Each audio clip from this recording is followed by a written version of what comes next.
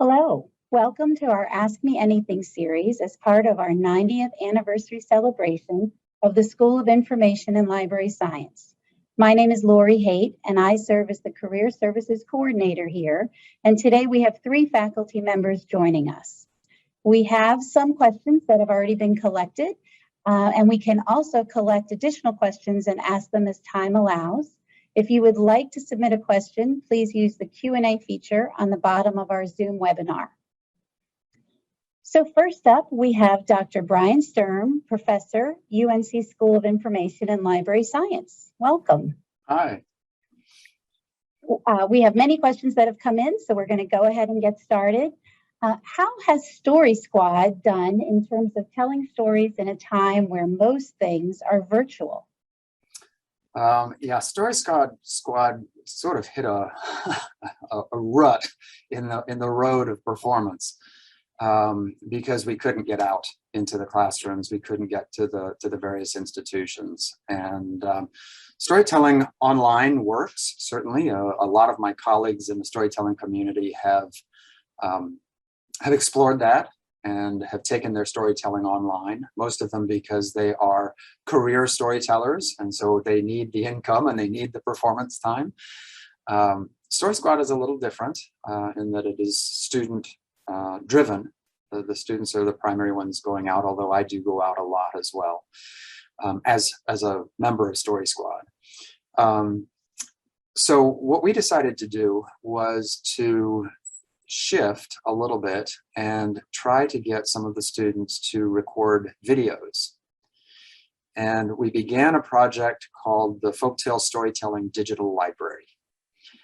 And it's still very much in its initial stages, getting the videos recorded and edited and cleaned up and then uploaded is taking a lot longer than I would hope. But it's coming along slowly, and the goal is eventually that will be a resource for teachers and librarians around the world to access performance folk tales whenever they want, right?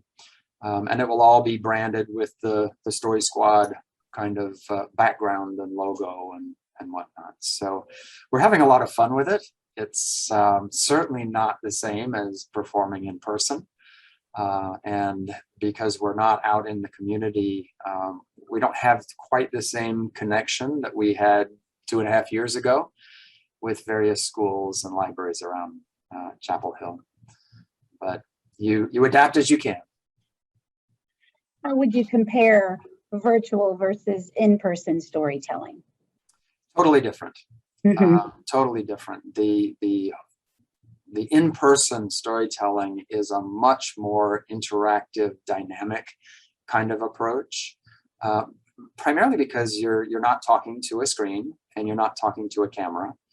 And the feedback you get from people when they are in person and focused is very, very different from the feedback that you get as an online performer. So it's I would say it's a poor surrogate, but given the world that we live in, it's better than nothing. And it does, I guess the real benefit is that you can reach people who could not come to an in-person event, right? And so I've attended several. I haven't done any where I'm actually the performer in terms of virtual, but I've attended several, and they're okay. They serve the function of getting the story out and giving it airtime and reaching a wider, well, I won't say a wider audience, because most of the ones I've attended, the attendance has been fairly small. But I think the potential is certainly there for people to gather to listen to stories online. But the physicality of storytelling is so important, and watching an audience online just simply isn't the same as doing it in person. What are some of your favorite types of stories to tell, and do you have a preference for age groups that you like to tell stories to? I do. I'm a folktale storyteller. There are personal narrative storytellers who tell stories about their lives. There are many other kinds of storytellers. I mean, so newscasters are storytellers in their way. But I love the folklore.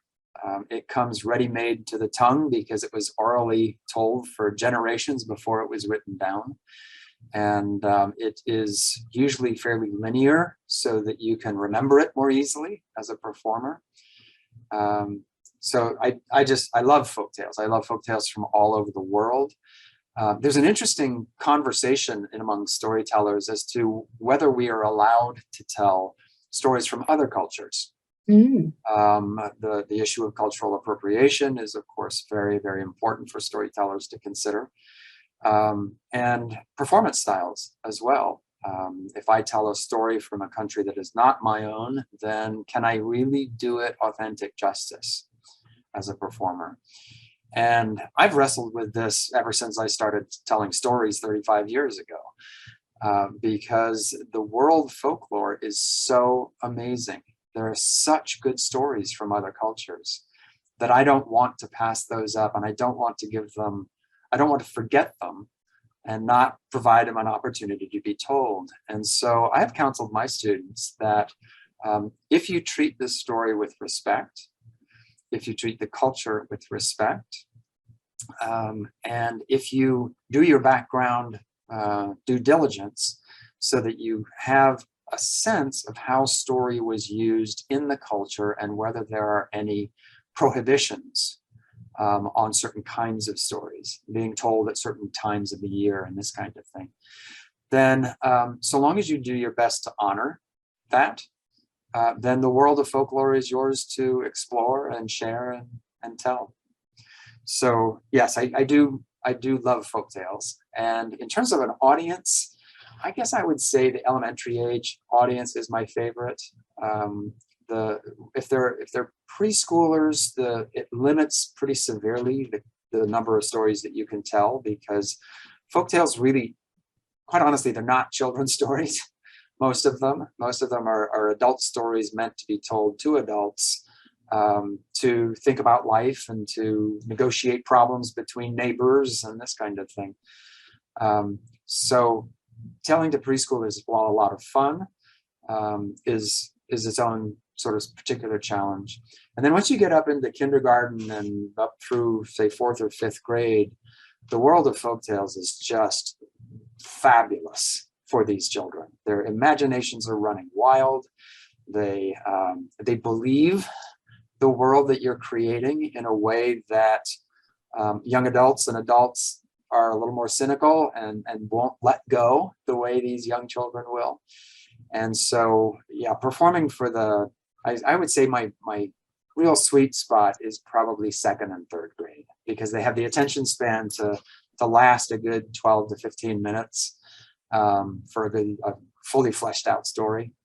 And they still can just totally get immersed in the story world that you're building. And that's, as a storyteller, that's really what I go for.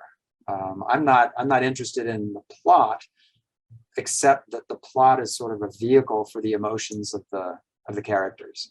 So what I'm trying to do is establish an emotional relationship with my audience through the vehicle of the story. How has your background in storytelling prepared you for academic leadership positions? It has, I think storytelling it's not about a one-way communication. It's about two-way communication in its best form. Because the way I train my students, we don't memorize stories. We remember them, we visualize them, and then we improvise them on the spot. And the beauty of that is that it keeps them fresh. As I found that feedback mechanism, that listening while you're telling, is very powerful for leaders and for administration. Because I can have a tendency, I think, to pontificate and to make communications one way. And the storyteller in me keeps saying, well, what is your audience doing? How are they reacting? Are they interested? Have they tuned me out completely? And if they have, what do I need to do to get them back and listening? And as an administrator, I mean, you're only a leader if people are walking the same way you're walking and behind you, right? Otherwise, you're out in the middle of the forest by yourself. And so that constant checking in to make sure that I'm hearing what I'm supposed to be hearing, I think that's been really useful. Can you talk about your work and research to be done with your IMLS grant, the Future of Youth Public Librarian Education? Sure.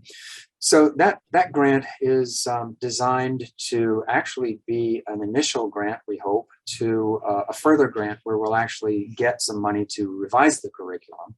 But this is an exploratory one where we're intrigued whether the people who work with youth, and that's the librarians, the state library directors, administrators in libraries, youth workers outside of libraries, and not so much in schools, that wasn't the focus of this, but we have talked to some school librarians as well. Our feeling is that we want our curriculum to be cutting edge. We want it to be actually ahead of the curve if we can get it there. And so we're talking to as many of the practitioners and thinkers who are involved with youth and their families to see whether we are teaching the skills and the content that need to be taught. And I'm working with Dr. Casey Rawson, who is also on this call, and Dr. Sandra Hughes-Hassel, and Dr. Shayamindu Dasgupta. The four of us are all working together on this to talk to as many people as we possibly can and get as much input as we can. And so the initial phase was this sort of data collecting, doing an environmental scan to see what kinds of competencies were requested from the various organizations. We looked at the job descriptions to see what employers were wanting. We sent out a survey to librarians and practitioners and academics to get their input as broadly as we could. We've run a set of focus groups, 8 different focus groups, and 3 what we call meetups, which were sort of casual get-togethers as well. Again, with particular targeted groups to try and understand their perceptions, all of which we did in order to get the basis for doing a summer couple-of-day symposium where we're going to invite very particular people to the table to try and brainstorm what is it that we need to be teaching. How can we prepare public youth librarians for the world in which we currently live, which is very different from the world of 20, 30, 50, 60 years ago. And how can we move the field of library information science in its youth services focus forward in a very productive way. So that's the goal. So the symposium should be this summer. And we're hopeful. We asked for a 1-year extension on the grant so that we knew we wouldn't be able to do an in-person symposium last summer. We're hopeful that we'll be able to do one this summer, but as we watch COVID numbers change, who knows, we may end up doing that one virtually this summer as well, which has its benefits as well as its drawbacks. Who is your favorite children's author? Oh, that's just mean.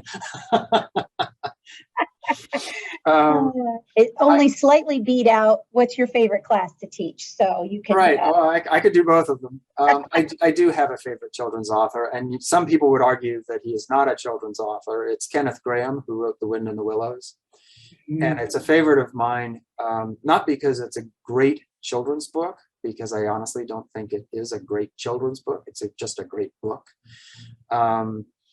The writing back in those days was very, very different, and it's not all that accessible to today's child.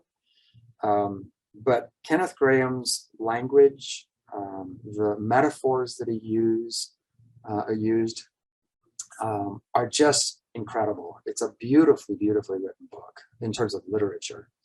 And I have very fond memories of it because my mother read it to me when I was a child, sitting on the dock overlooking a beautiful lake in the evenings, when we would take a vacation up to a cabin in the middle of the forest up in Maine.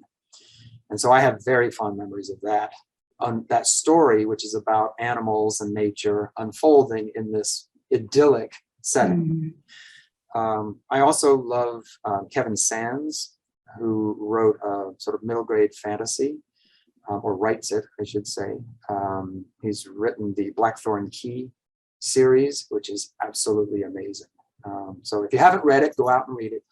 And then at last, I would have to say Mo Willems, who's written the Don't Let the Pigeon Drive the Bus and the Pigeon series, the Elephant and Piggies series, and the Knuffle Bunny or Knuffle Bunny, depending on which side of the fence you're on. So those three, I would say. Well, thank you very much. We've run short on time, but we'd like to ask each of our participants, is it okay if there were questions we didn't get to, if people wanted to contact you by email and follow up with some of those? And would you be open to that? Sure, absolutely. Great. Well, thank you very much for your time today. My pleasure. Next up, we have Dr. Fei Yu, Assistant Professor, UNC School of Information and Library Science, and Health Technology and Informatics Librarian at our Health Sciences Library. Welcome. Thank you for having me. So we'd like to begin with, and let me remind the audience that there is a way, if you have a question that you didn't get previously submitted, if you want to use our Q&A feature on the bottom of the Zoom, then we'll get to the any questions we can in the time we have allowed. So what started your interest in health informatics? This is a good question.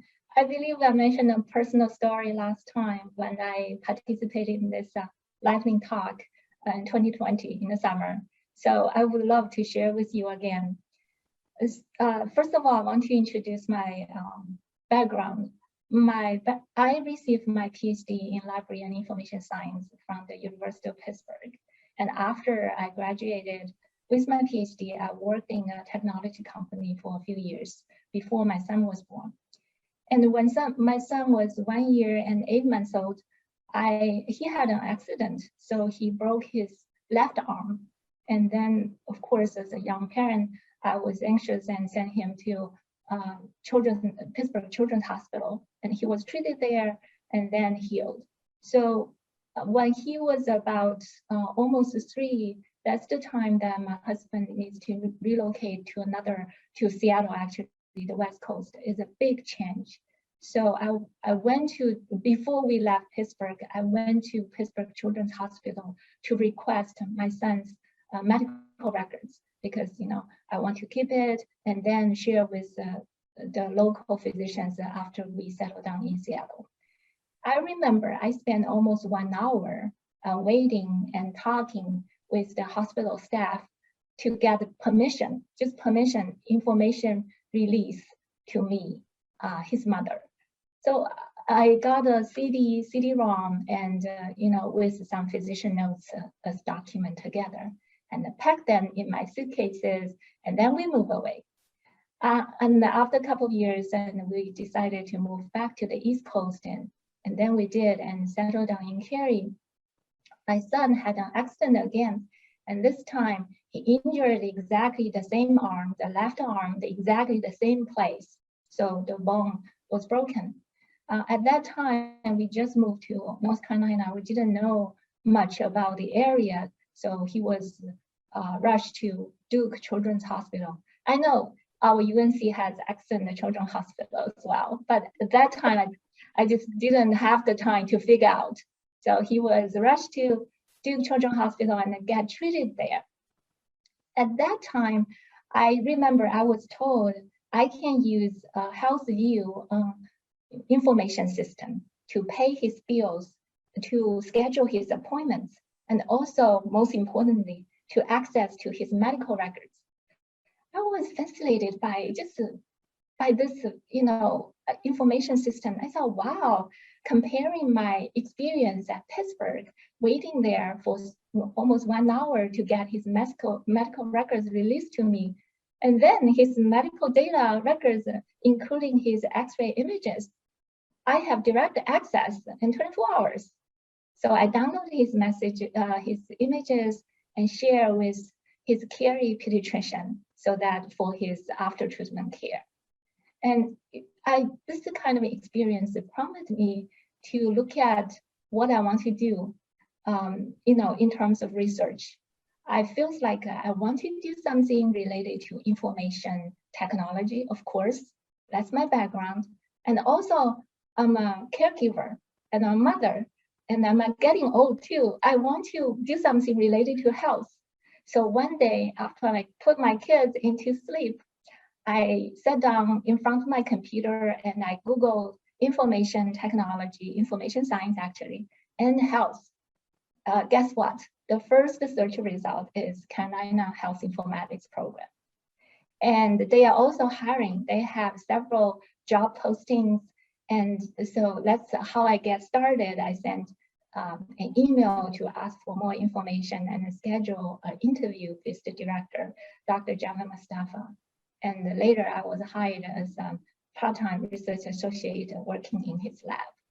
And then while I was working in his lab, I also started to planning, my future research area, and I applied for Master of Professional Science in Medical and Informatics, this program, and I completed. And so I have some credential in health sciences, health informatics, but I'm still in the information science field. I'm super, super excited about this like interdisciplinary research. So that's how I got started. That's my story. Thank you for sharing.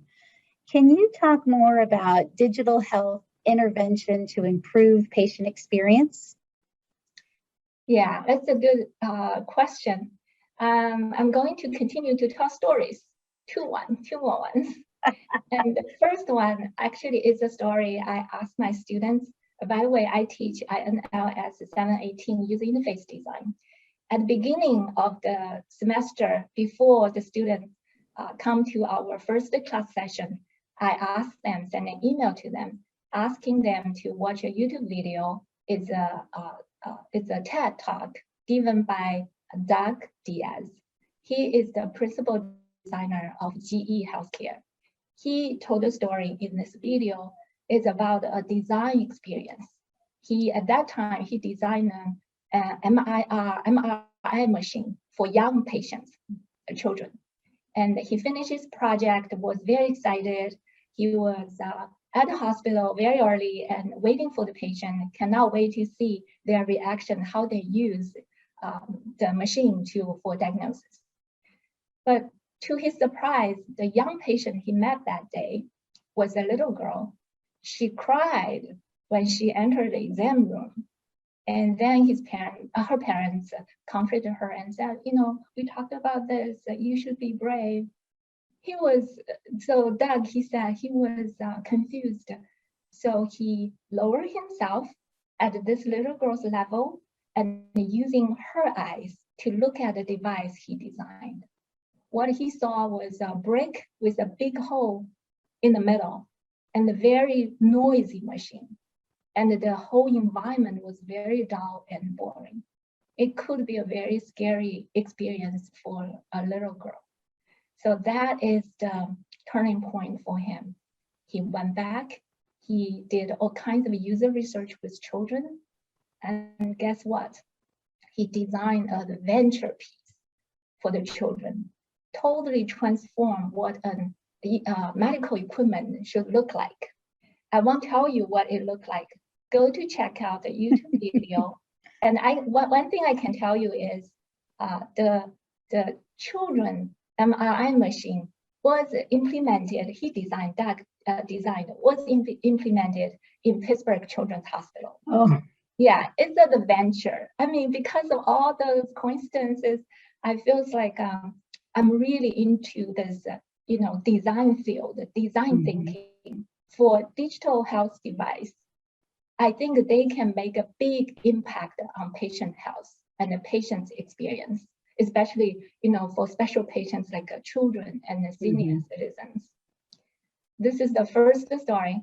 By the way, I asked my kids to check out the MRI machine, on the web Pittsburgh Children's Hospital.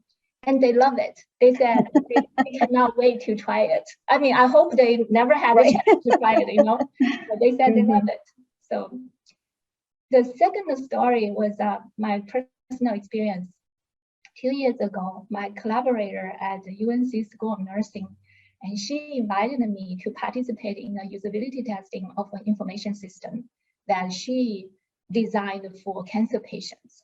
So she recruited 10 cancer patients and their caregivers.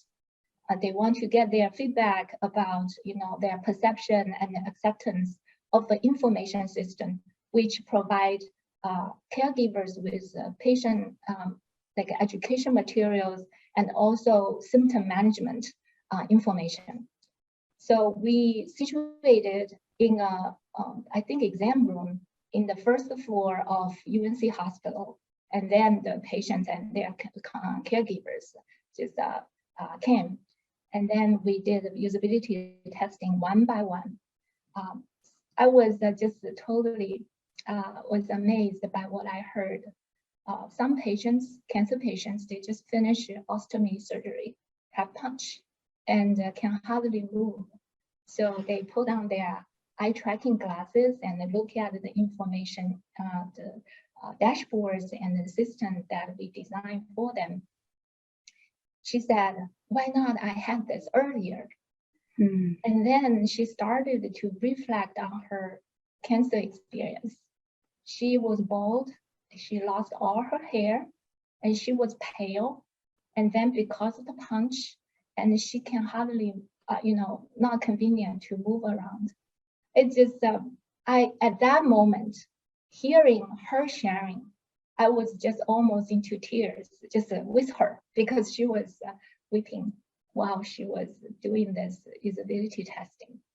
That's the moment I feel like what I'm doing is meaningful. And although I'm just a researcher, but I was there with the designer's mind, and I tried to really experience patients' pain, their challenges. I can read them from papers. I can also read them from newspapers, credible resources, but nothing can compare with I hear them, in person. Hear them just, in person, face to face. And I feel like I need to tell my students, no matter what you design, you go to do user research and have sympathy with your user, with patients. We're talking about patient experience. I think that's the core and most important, to have empathy. Yes, thank you. I mentioned in your introduction that you're also a health technology and informatics librarian. How do you balance your teaching with your library role? And also, how does your librarian position influence the courses that you teach here at SILS? And that's another excellent question. Yeah, I have this kind of joint appointment. Many times I feel like I'm a bridge between information science, library science, and the medical, biomedical, and health sciences. I know the needs of different units, students, researchers, and staff. I try to bridge them in terms of resources, skills, and talents. So specifically what I did, can integrate my librarian role into teaching. I think it's 3 things. First of all, in the curriculum, I implemented a lot of library resources into my curriculum I created for 718. For example, yesterday evening, I finished one class session. In the class session, I introduced the library resources like a Web of Science Scopus, some commonly used research tools that are crucial for researchers and also for students to look for evidence. Because, you do usability testing and user research, most time you need funding, need money. But before you have all of the, resources and funding, what you can do is you can go to existing resources and information to get evidence. They are public publications and reports, and the library is an excellent place for that information. So I went through all the major resources we have at UNC and share with the students, and also taught them how to look for information. And also I want them to know the library, the portal can be further improved in terms of UI and UX. So there are some project ideas that they generated. One of the students yesterday made an appointment with me and saying that he would like to pursue a master paper project with the library resources and UI UX experience as the topic. I think that's excellent. Mm-hmm. So second, I created, before the pandemic, I created positions and projects for my class, for students to do if they would like to take have an internship. So I hire students directly from the class. Mm-hmm. And third, I think the third is the teaching actually involves multiple stakeholders, and as a librarian, I know the information needs of different departments. So I try to bring outside stakeholders, and like design firms on campus, like Chi-Core is more for the internal design firm at UNC. I bridge them with my students so that they can get internship, create this pipeline. They can continue to develop that UI and UX career. Mm-hmm. Thank you. Well, we time is over before the questions were over. So like I asked before, would you be open to, if people wanted to email you some of the questions what we didn't get to, would you be open to them? Of course, yeah, absolutely. Fully support all students. That's my job. Thank you very much for your time today. You're welcome. Bye. Bye-bye. Our next guest is Dr. Cassey Rawson, Teaching Assistant Professor, UNC School of Information and Library Science. Welcome. Thank you. So, sure. Glad to be here. Thank you. So we have plenty of questions that have come in, but there is always room for more if students are interested, or any of our guests watching, to use the Q&A feature, and that's how we can add in questions if we get through the list that has already been submitted. So we'll go ahead and get started. First question for today is, would you talk about your work on Project Ready? Yeah, I'm glad you chose to start with that one because that's exciting. So Project Ready was a 3-year grant-funded project. It was funded by IMLS. And I was the postdoc on that project, working with Sandra Hughes-Hassel and then doctoral student, now Dr. Kimberly Hirsch, on that project. And so the ultimate goal of the project was to create an online professional development curriculum for youth services librarians focused on race and racism and racial equity. And so that's the part that's up now, and I think that's the part that most people know about. But it actually started with a whole year of working in Wake County public schools.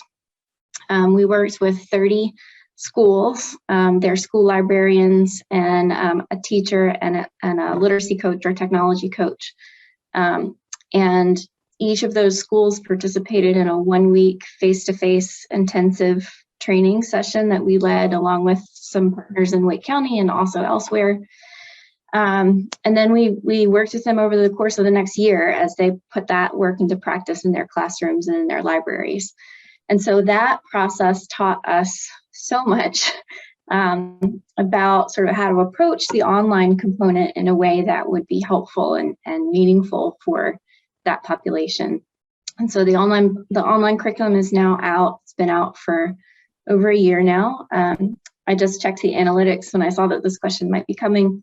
And we've had 70,000 unique users to the site just since April of this year. So it continues to be something that that people are using and that they're finding value in, which is just awesome.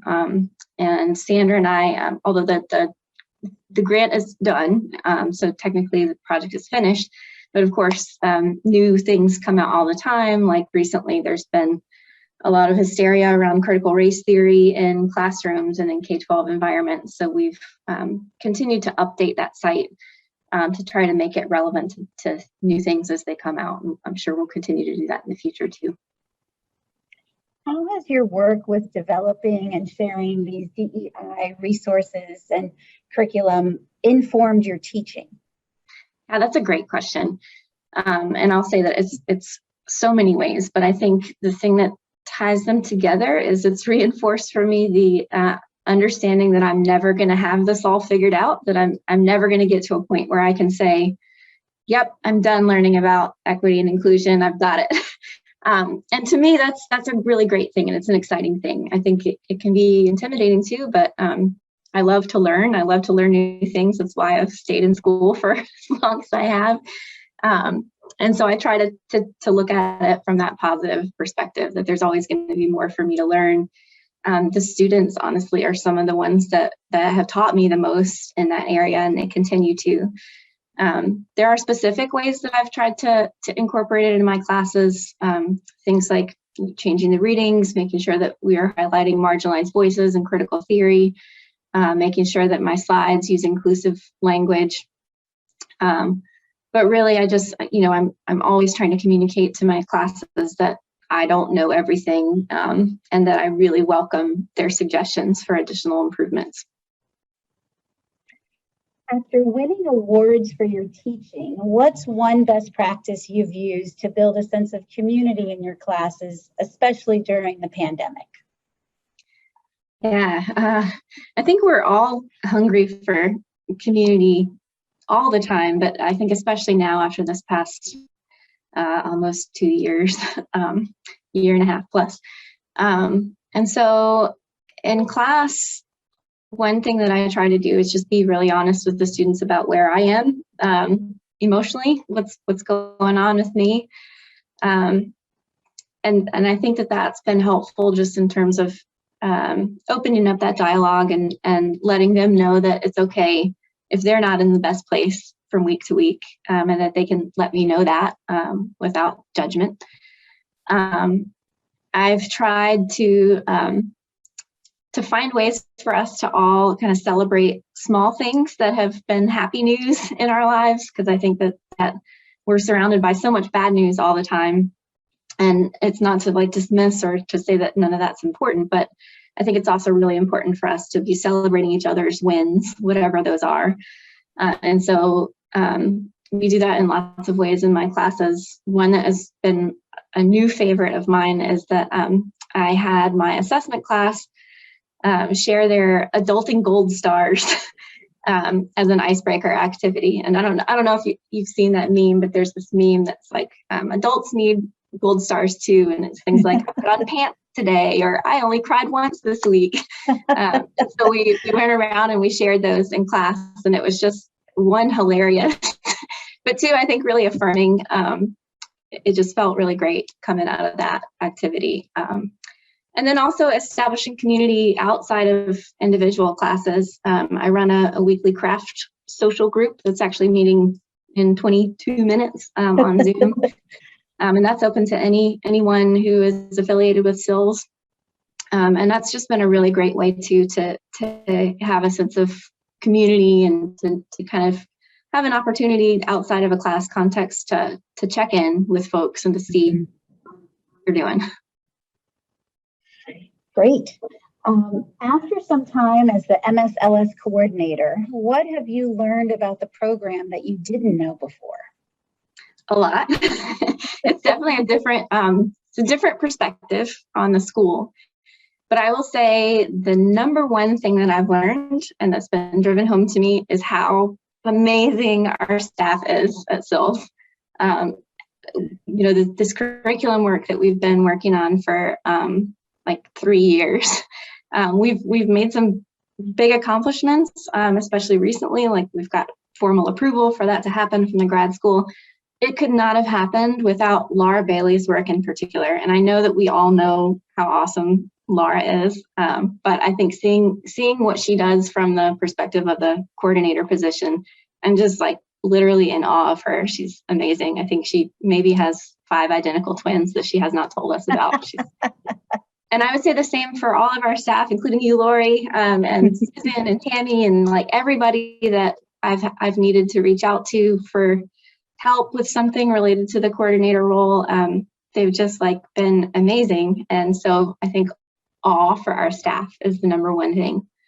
And then the other thing I was thinking about with this question was that part of my work as MSLS coordinator is reading applications, lots and lots of applications. And although that sometimes gets overwhelming at like peak application times, it's also really been great for me to learn about students' stories in a different way than I had as, I'll say, just a professor. So, you know, we have students coming to SILS from every background you can imagine, from computer science to theology to education, and getting to read their stories through their application personal statements is really a privilege. And I think it's made it so much more meaningful to me to see incoming classes and to be like, oh, I know that person. I feel like I know that person because I read their story.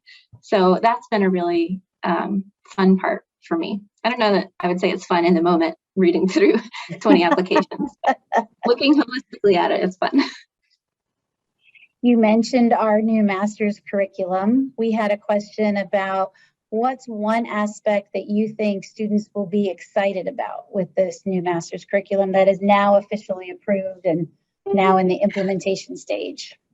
Yes, so I hope all of it. I think all three prongs of the new curriculum, which are the reduced number of core classes, separating some of our courses out into course bins, and then the practicum.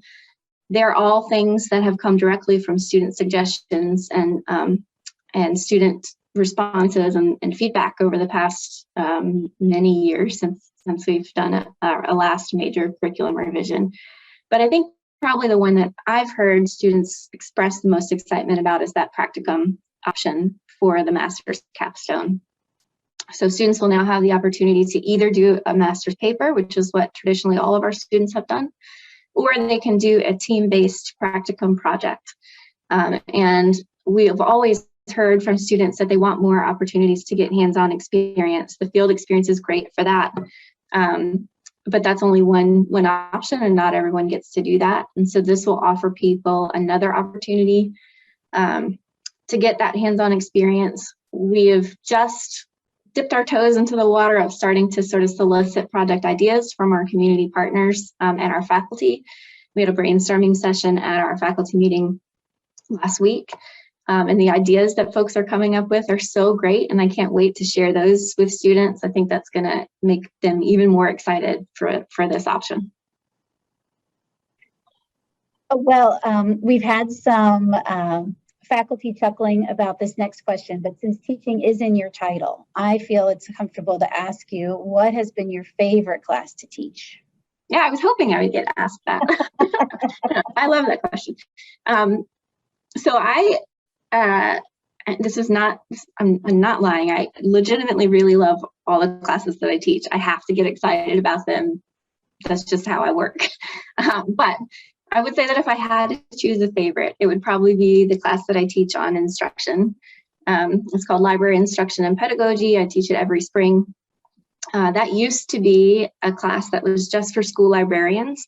And then we expanded it to school and public librarians. And then we combined it with our existing course called User Education that was more focused for academic libraries. So now it's just general library instruction and pedagogy for people who teach in any library setting. And that has been such a great way to really refresh that course. The different perspectives that people bring, thinking about how instruction works in different library contexts and archives contexts has been really awesome. And I think everyone learns a lot from hearing about what it looks like in other settings. I know I've learned a lot, but it's also just, I spend 90% of my professional time thinking about teaching and learning. And so to have a class where I get to talk about that with other people who share that interest is just really awesome. And it's always one that I look forward to teaching every year. I'm so glad that's the one you wanted to talk about, because as we see in job postings consistently, the and instruction piece has just grown. So it used to be a very maybe 20, 25% of our postings. And now it's over half that say, and make sure you can also do instruction. And so that leveraging that we know a SILS education could, offers that grounding that they, when they're in positions that they have to do instruction, they're very well trained. So that was neat that that's the one we decided to talk about.